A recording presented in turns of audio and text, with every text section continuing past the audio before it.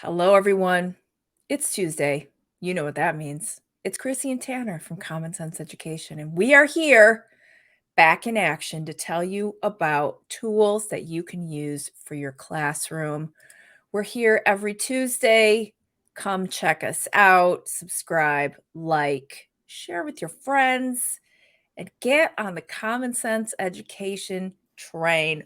Boop, boop, so that you can get all the hot tips and news for your classroom. That's right. Today it's Tanner's turn. Tanner, what do you have today? For longtime viewers, your intros are getting stranger and stranger. I don't know what you mean. How is that? How is toot toot strange? What's strange about a train noise? The absurdity is increasing over time. Let let's take a look at Hypersay, which it got a great rating from us, a 4-star rating. It is it's one of those tools that's tough to necessarily recommend to a lot of people, but for the right person, I think this will be just what the doctor ordered. It is a presentation tool that allows you to add interactivity to your presentations, and particularly organized around live presentations. It's a tool that I suspect may have really kind of gotten its genesis during remote learning, distance learning, but remains relevant even in in-person classes, I think, especially like flipped classroom or hybrid instruction, that kind of thing. It is free-ish, probably not for most teachers. The free version is limited to 10 participants for a presentation. So that's not going to work for a lot of use cases, maybe tutoring. Beyond that, if you want to use it for a full classroom, it's going to be $3.99 per session, or you can pay a flat monthly fee of $14.99 to do as much as you want with about 200 participants for a live session. Let's take a look here. The basic functionality is that you upload your slide deck, and it can be a PowerPoint, a PDF, or Google Slides. And once you upload that slide deck, as I've got here, you see this view where you see a kind of nice bird's eye view of your presentation, which I found was kind of neat. Through Google Slides or PowerPoint, you don't quite see this like big menu of everything you've got going on. And on the left, this is really the standout feature, is they have these interactive elements that you then can just drag and drop where you want them in your presentation. I found this like pretty neat. I mean, I said this is not a thing I might recommend to a ton of people, and that's because a lot of teachers are using Nearpod or Pear Deck, or they've got add-ons to Google Slides that has this functionality, or so it's not going to be a tool that a lot of people are really going to be needing necessarily, especially a lot of teachers with a lot of tech in their classroom.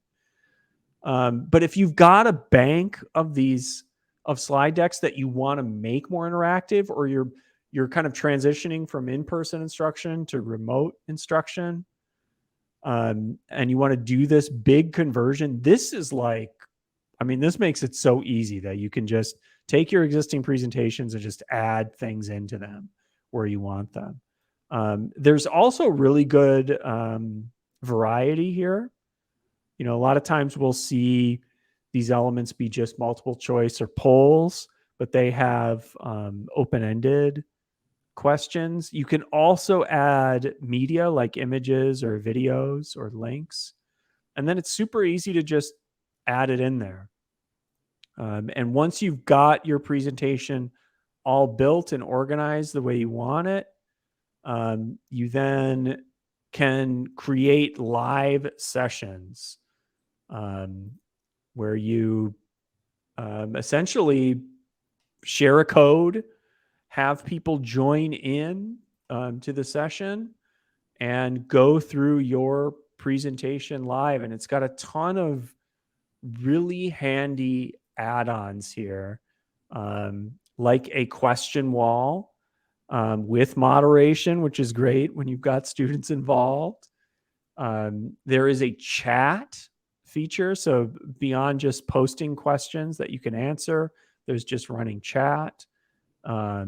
There's also this beta feature, live subtitles, that we didn't really test in detail, but it is a nice thought, I think, with a few different languages available. But this essentially adds accessibility to your presentation that wasn't there originally. There's a hand claps, where people during your presentation, kind of like, a TikTok live or something, can kind of let you know how you're doing at any given moment, if that's something you'd be interested in. If it's not, they've got this robust little kind of quick on and off feature for a lot of different things. There's a lot of moderation here, which is really nice. You don't see this in a lot of other tools where you can kind of just quickly turn on and off things, especially during a presentation when things may be going a little off script. The other thing, let me see if I can get out of this, is, and I should say that as you go through, I don't really want to, I uploaded a kind of a presentation I don't really want to show people. So I don't really want to go through it, but of course, let me end the live thing there and go back to the prepare mode. Where if you drag and drop something in there, and you add your question, when you go through the slides live, that question will pop up and people can input their answers in, and then you have reports of people's responses. An interesting thing too, and you can export all that data as well. A really interesting thing was they have this follow-up feature as well. So you kind of this is like a full picture of you design and prepare a presentation, you conduct it live and get data through the live presentation.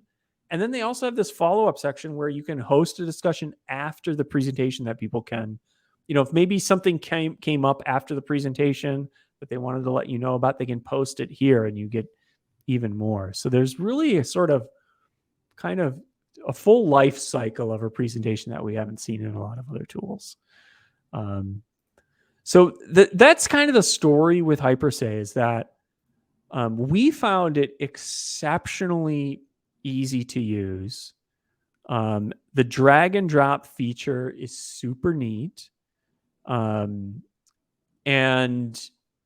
it does provide that holistic view that I personally found kind of useful and in terms of planning and preparing a presentation.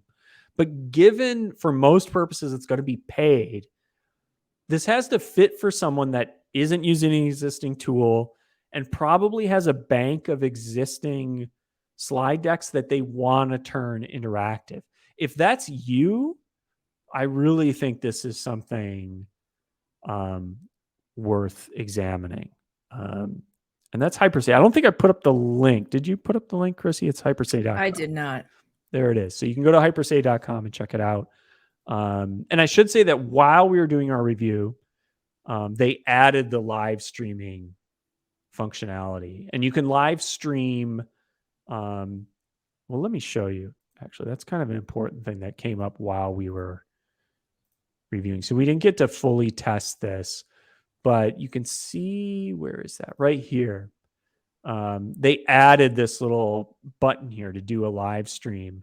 You can see that you can pick video streaming. You can go audio only.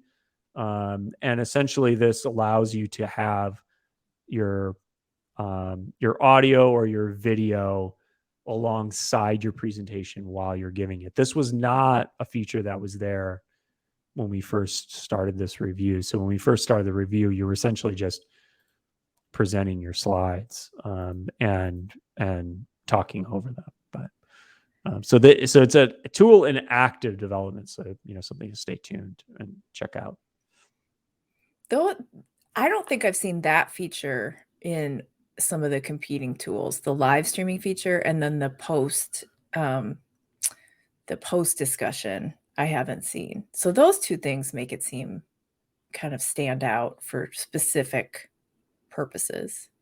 Yeah, I think about Google Classroom teachers who could, use Google Meet along with Google Slides to do the same kinds of things, right? And there are ways to present slides through Zoom, but there's going to be, in both of those cases, it's going to be a little trickier to add all the different kinds of polls and questions and collect the data and store it and all of that. So Hypersay is taking things that a lot of other tools are doing, but making it much easier, I think, to do that.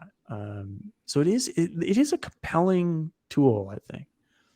Yeah. And I know, I mean, a lot of social studies teachers, I think, especially rely on presentations. So they might have a huge catalog of old PowerPoints and things like that that they might want to convert into something more interactive.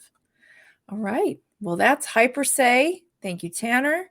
Come back and see us at Common Sense Education to get more tips and tools.